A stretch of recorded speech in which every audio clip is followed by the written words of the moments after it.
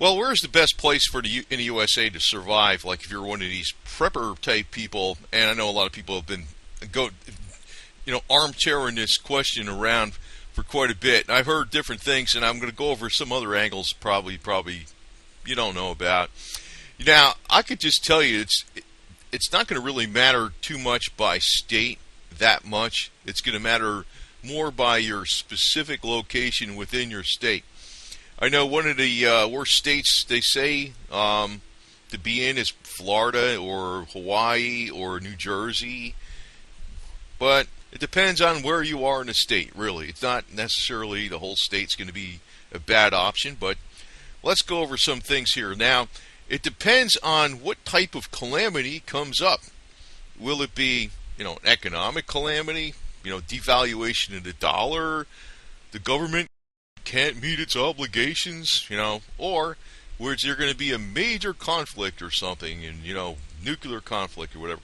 Now, if it's a major conflict, you actually do want to avoid any place that is heavily populated and has a high GDP output. Now, this is a map of the United States, economic activity split in half. All the orange areas are where the GDP is 50% of the whole entire GDP, whereas the rest of the country, the blue, is the other 50%. But you also got to dig into the numbers, because numbers don't really tell you everything, because it's the type of GDP. In other words, these could be experts that are, $2,000 an hour attorneys, or, I don't know, specialists in cancer research or something, that aren't going to be very valuable to you on a practical everyday basis. In other words, if the framer, carpenter, plumber, mechanic, farmer is making an average of $20 an hour or something out in the blue areas, they're the people actually doing something that's really worthwhile. That's going to put a roof over your head, clothing on your body, fuel to heat your house, or communications. Those kind of people are really going to do the whole 9 years. So this GDP number. But if you really want it, say it was a war, right? If you wanted to cripple the United States, you wouldn't just target the military areas, you would target the economic areas. And if you look at the next map, the economic areas are pretty much where the population is. So like, in other words, they say, people are crowded in these areas. That's where they are. Half the population of the United States lives in the dark navy blue area, and the light purple area. The purple area is where the rest of the half of people live, right? So pretty much the GDP areas and the population areas, 50-50, and they correlate pretty well. You really would want to avoid those areas. I heard the argument that the government would try to bring in as much help into those areas as possible, because that, they feed the government with tax money. But on the other side of it is, everything I've noticed with the government when there's a big major calamity, they don't do a very good job of fixing the situation. It's usually people themselves do a much better job. And I'm not saying like utility companies aren't the government, right? If the utilities are working out there to put the wires back up, or they're trying to get the water supply going again, or whatever. Most of these people, they're contractors. They don't actually work for the government per se. So usually, if it's going to be an uncoordinated mess, even if these are the most important areas, and the government's going to say, we got to fix these areas because it's the most important for our own survival. It's going to be you wouldn't want to be in the major cities. That's hands down. Forget about it. Another aspect to look at is the type of area you're in. And I don't really think it's necessarily, you can't really go by totally the average geographical area, but you also got to go by city versus countryside. People in the country tend to more help each other more rather than the city, but in an emergency, people in the city might. People do somewhat come together, but I have noticed, being from up New Jersey, that there is a hooray for me, to hell with everybody else attitude, and sometimes people just think, there are a lot of people up there that just think that a calamity is just a time to make a lot of money. You know, if there's, I don't know, there's trees falling on houses due to a big storm, or there's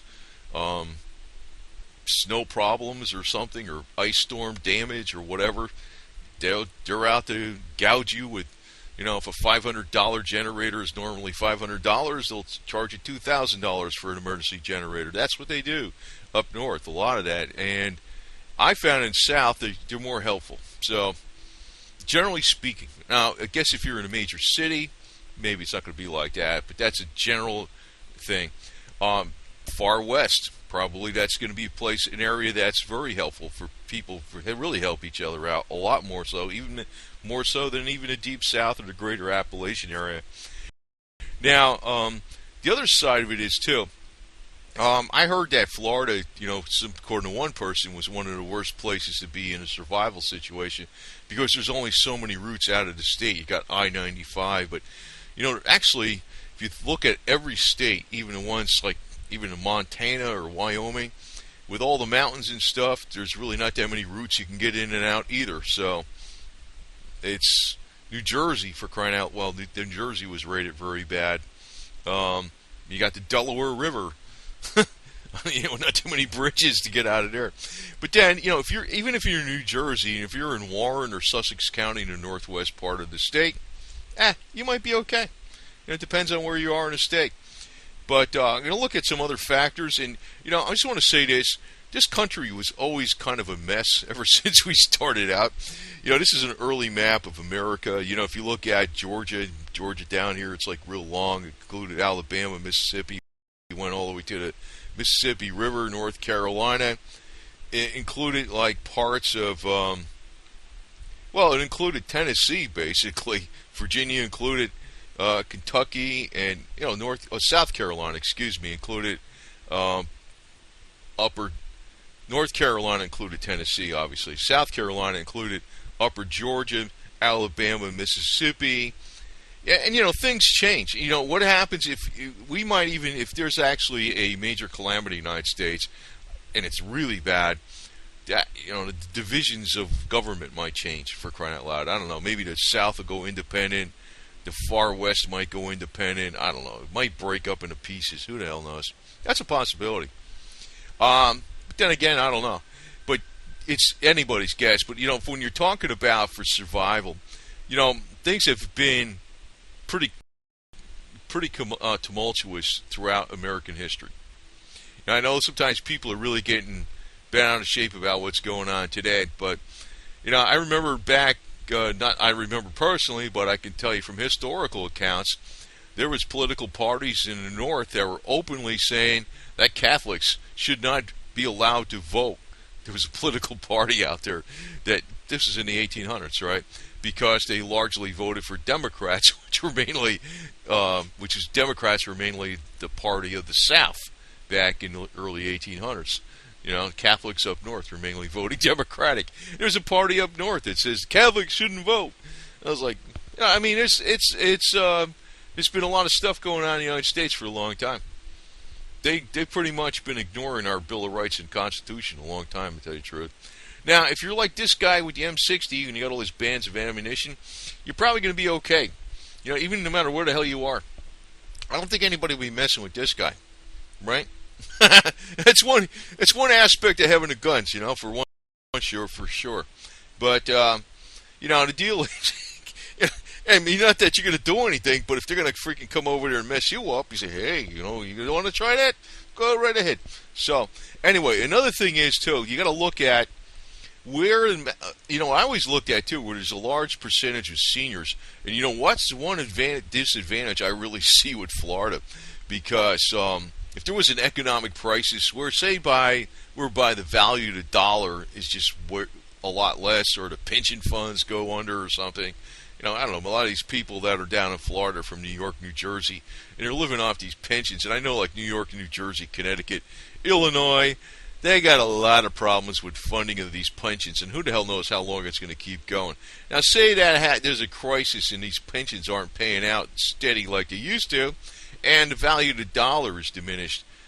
Florida's going to be a mess. That's where I think Florida's going to be a problem. I think probably the panhandle of Florida be okay. Also, another area, and that's what I was thinking of moving into, is the northeast corner of Georgia. I almost said New Jersey. Georgia's the opposite of New Jersey. That's why I was going to go there. There's a lot of retirees up there, but I want to avoid areas where there's gated communities and golf courses. Oh, my God. Because those type of people are the type of people you want to avoid if there's ever a major problem. You know, my golf clubs. Yeah, God, it's all they worry about, for crying out loud. They go to lunch on the restaurants. They don't even cook their own food. They don't even know how to bake a cake. That's how they are. These are people that you really don't want to be around if there's a problem. Because the first thing they would do is call the government up, and that would mess things up even worse. Because, who the hell works for the government? Usually a bunch of idiots. Low pay.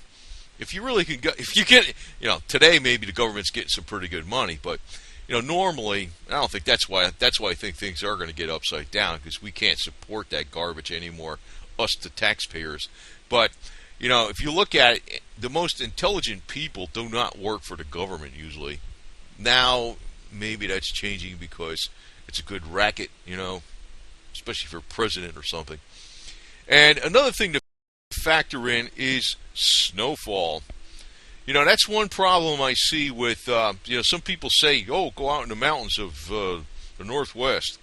Well, I agree that it's a good area to be in because you're away from, any kind of problems, and most people wouldn't bother to go out there. The other side of it is, too, I think the people up in the Northwest will really help each other out a lot in times of problems, even when there's not even a problem. They help each other out. That's the type of people there are up in Wyoming and Montana and Idaho, right? Things like that, right? In those wonderful states up there, Utah and all that, North Dakota, South Dakota, Oklahoma, Nebraska, whatever, even Kansas, for crying out loud. But, Arizona. But the problem is, when you're talking about the Northwest USA, yeah, it is pretty isolated. There's not that many routes in there, but then look at the snow. You think if the government is having a problem, meeting its debt obligations or something and all its services, you think they're going to be worried about freaking getting the snow plows out there and clearing the roads all the time the way they were? And also, figure we're going into the mini ice age. We already started. If you look back from it's already starting. It's like a slow process, but the 2020s is really going to be, where it's going to kick in. It's not going to bottom out to 2050. It's a long cycle. And it's not like it, every year, every section of the country is going to get snowed under. But it's going to be a 400-year cycle. It's actually going to be worse than before records were even kept in the United States. We only know the records from, Europe, right? Whereby, the army from, I think it was Scandinavia, was able to march into Denmark because the Baltic Sea, or the sea, froze over unusually, and they were able to march across land and invade Denmark. The Thams River in Britain froze over. They used to have ice festivals and stuff. We don't know really how cold it got in between 1650 and 1715 in the United States exactly. We don't have great weather records then, but we do have great weather records from Europe. And if you just kind of extrapolate, it's going to be worse than the mini ice age of the 1800s in the United States. If you remember, like, the stories of George Washington crossing the Delaware River and stuff, and it was full of ice. That's starting to happen now recently. And that's going to be a problem, not just for your home heating, but ice storms knocking out electricity, roadways getting screwed up for supplies, blah, blah, blah. So, that's one thing. I got this land up in northeast Tennessee, but it's not a perfect situation. I'm keeping it, but I'm thinking, I'm leaning more towards North Georgia as the permanent base, maybe. But I'm not bad off here in Florida because of the particular area. I'm in north central Florida. I'm not in an area, and I'm far away from the coast. in the major populated areas. So it's not totally bad. And unfortunately, I don't get snow, right? So that's good. Now, another thing I want to point out is, if you're talking about the government not being able to meet its debt obligations, or say, for instance, the value of the dollar is diminished greatly. If we get in this trade war with China or something, that could happen, right? Maybe they can start saying, well, we don't need to keep the value of the yuan very low because, we're not, you're putting up a protectionist tariff or something in the United States, right? So they got no obligation anymore to keep the value of their currency low. And actually, them keeping the value of their currency low is actually by, it's like it's sort of like what do you call it, a water mattress or something. If one currency is low, the other side goes high. That keeps their currency strong because they keep their currency low. If they start making their currency, the Chinese currency, worth more, by default, the dollar is going to be worth less. That's how it works. It's like we're in a global scheme of things. Now, if you're on food stamps or something like that, that's going to mean you're going to be able to purchase less food. Also, this mini ice age thing is not just about being cold and using up more fuel and plowing the roads or some garbage. It's also about shorter growing seasons, which is going to put a higher demand on, well, not a higher demand on food, but a higher stress on getting food supplies to market because you have a shorter growing season. This has happened. This is going to happen. Actually, if you look historically, these mini ice ages have been at times when governments and empires have collapsed. It's really, if you look all the way back, we're going into another one. Al Gore is full of garbage. Al Gore, what the hell did he got? That big mansion, $9 million almost, right on the beach when he said global warming's coming. Al Gore, remember the guy? The guy that says the ice caps were going to melt, and we're going to, if the ice caps melted, that would be good, actually, because even though some of the cities might get flooded, we'd have so much more time to grow food and so much more, areas that we could grow food in that were further north. We're going into the opposite. That's actually a problem. So look at some of the states with a percentage of population on food stamps. Now, interestingly, look at New Jersey. Now, I'm from New Jersey, right? New Jersey's supposed to be just like liberal state. They do not really give that much to the poor people. It's all a scam. Look at them. They're blue. They have under 11%. Under 11% of population on food stamps. They're not that giving up there. It's a big guys, I'm telling you right now. But you look at Tennessee and Mississippi, they're pretty up there, man. Now, that could be a problem. West Virginia. It's not like the old, turn of the century, talking about the turn of the century from 1899 to 1900, Tennessean, West Virginian, and Mississippian were very hardy and reliable. Today, there's a lot of people in these states that are, like traditionally you think that, they're just, they're the real hardy people. They're not. They're used to getting money from the damn government, and that could be a major problem for crime in those states. If they don't have enough money for food, they're going to turn to crime. So just unfortunate. That's how it is. If you got to eat, you're going to turn to crime. Social welfare spending by state. From the U.S. Census Board. Look at Florida. Meow. Way the hell up there, man. Way to Tennessee too. Tennessee, West Virginia, Pennsylvania. A lot of these places you think that, they're independent people. Maine, man, it's plenty of freaking social welfare spending.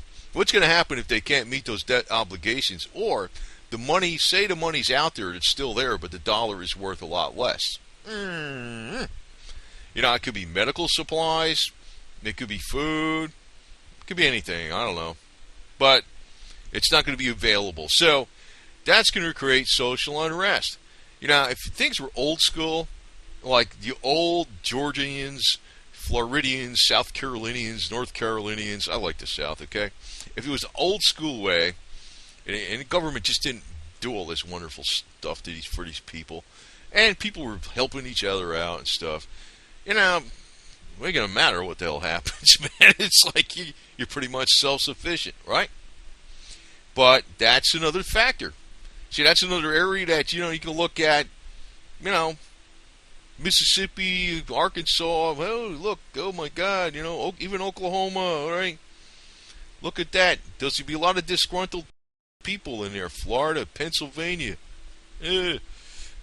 whatever, You're thinking like places like West Virginia. Oh, that's a real out in the mountains. Well, there'd be a lot of disgruntled people once they don't get their state dimes anymore, their social welfare spending. If that happens, I'm talking about what if situation if there's an and actually I think Trump is going to inheriting a major. That's why I'll tell you the truth. I'm probably not even going to vote anymore. I'm already thinking about that because it's so far gone. I cannot trust any of these guys anymore. I don't want to, validate the system anymore. That's how bad it is. And part of the thing is that explains why the system is so bad. The ever widening wage gap, and there's other charts, show the spending gap, of the elite, or who got the money from the bailouts and all this. But basically, the wage gap pretty much explains it. If you look back from 1973 to today, hey, the people, everybody else is making less money, and the top people in the 5%.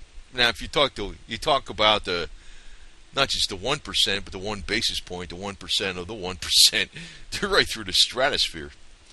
But even the top 5%, the upper caste of technocrats, professionals, and state, whatever, that type of stuff.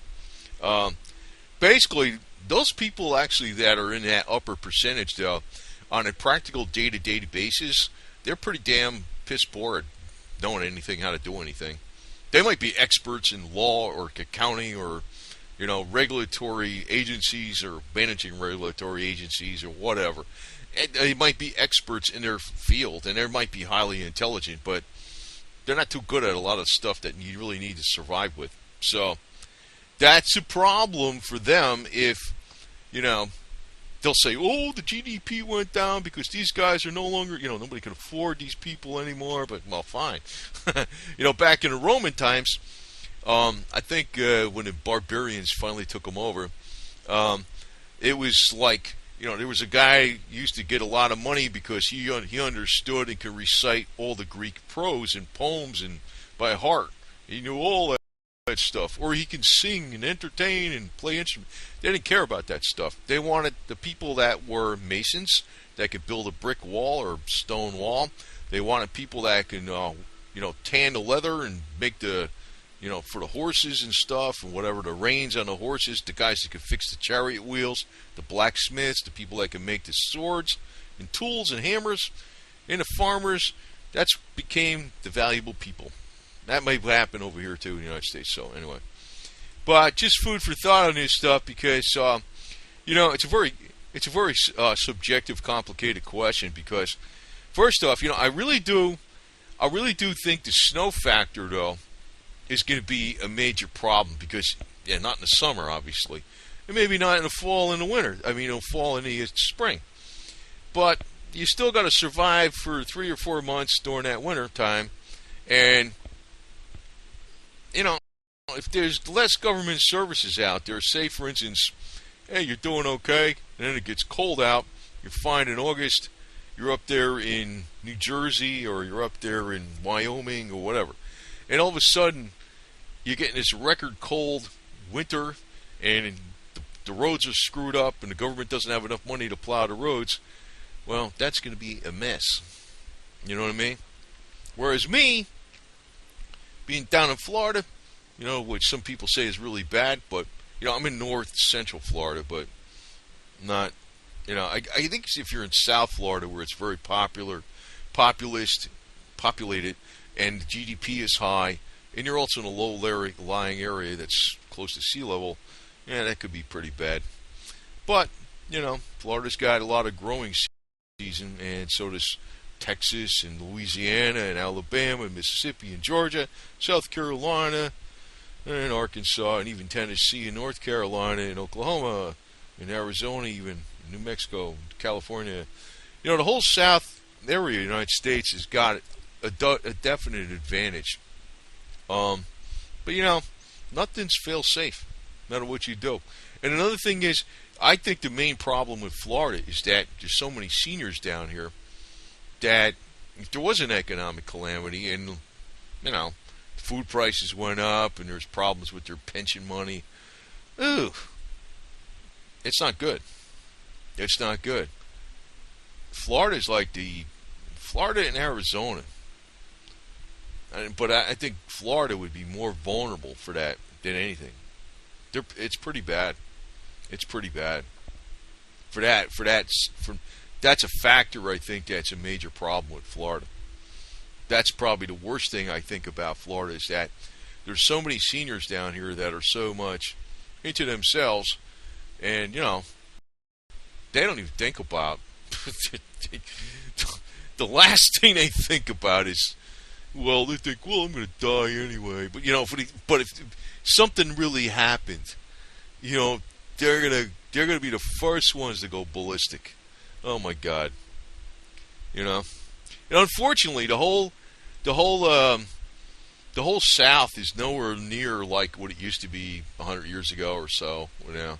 People are no longer independent. Like even from, well, I'd say since Lyndon Baines Johnson's Great Society started. If you take from before him, before Lyndon LBJ, and I guess LBJ didn't quite start exactly, but that was when it started really with all the social welfare. But before that, the South would have been, if any kind of problem came up, the South would have been good to go. But today, even in states like, Tennessee, Georgia, Florida, Alabama, Mississippi, South Carolina, it's not like the old South anymore. These people are really dependent on the grain dole from the government.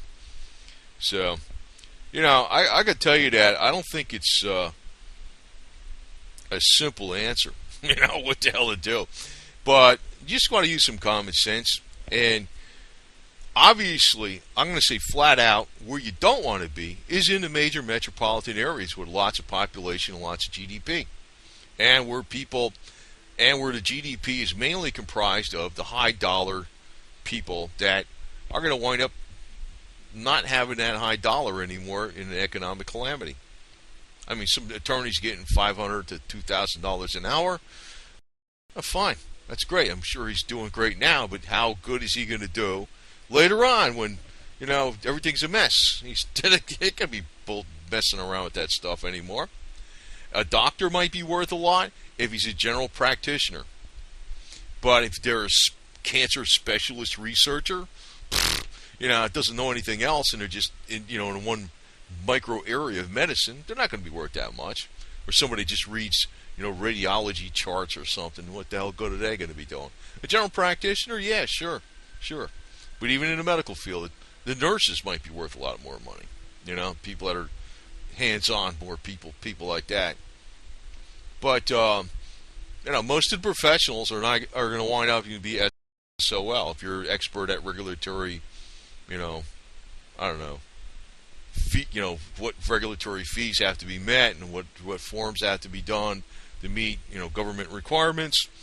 Fine, But in a time of calamity, it's probably all going to go out the window.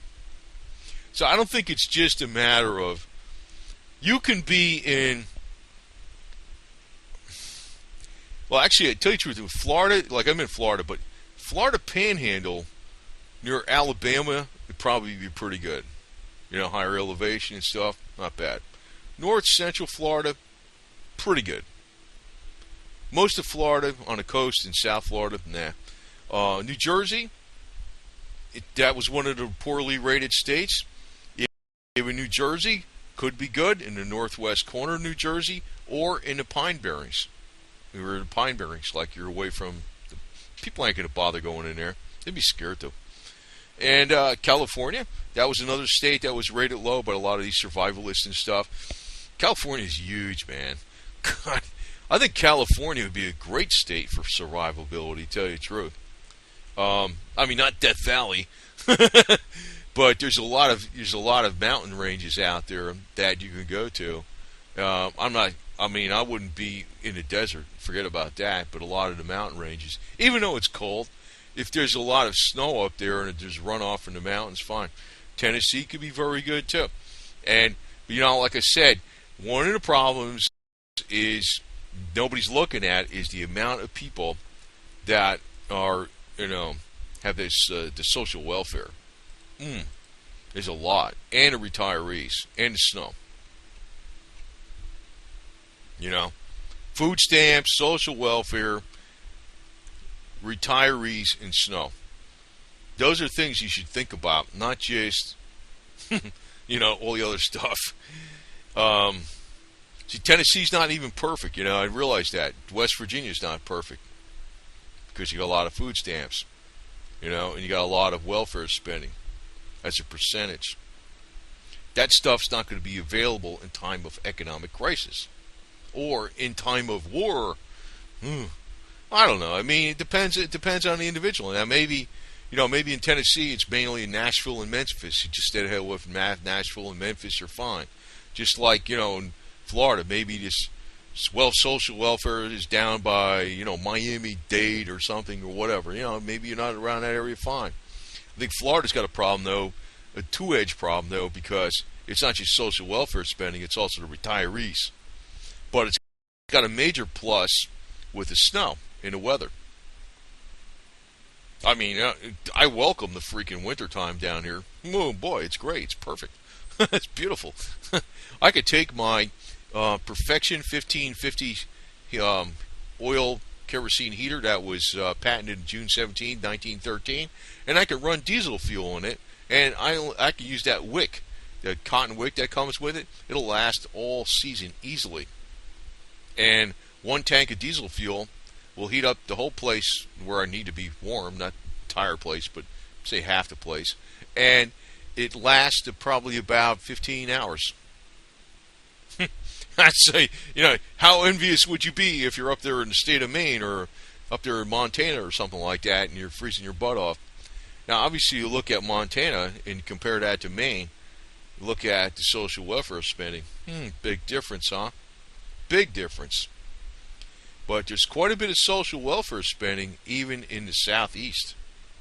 That's why the old South is not, when you're looking at food stamps, and if you look at the Northwest, and with the food stamps and the social welfare spending, the Northwest these are hardier people. That's a major factor. Although I could say that they're going to be very much isolated because there's not that many roadways, and say Florida, say there's not that many. I don't think that's a factor so much. Actually, there is quite a few roadways out of the state. But then where are you going to go, right? But you got I-95, you got 301, you got 75, and you got a million little roads out there. The state's flat too. I mean, if 75 got screwed up or I-95, you can go around it. If there's a traffic jam, get your four-wheel drive, just go out in the field. You ain't going to do that up there in the mountains when there's a bunch of cliffs and stuff. If you're on the side of a mountain, the road is going up there, you're going to be able to bypass anybody. You could do that in the state of Florida where it's all flat, right? Mostly flat. There's some swamps, but mostly flat. I mean, basically, I'll tell you the truth, I'm a big advocate of not bugging out. Not bugging out. Stay in. Just stay low profile. Don't do that shit. Don't do that bug out stuff because that's a bunch of garbage. But no place is perfect. No place is. It's like I personally right now I'm leaning towards the North Georgia as probably the best place overall.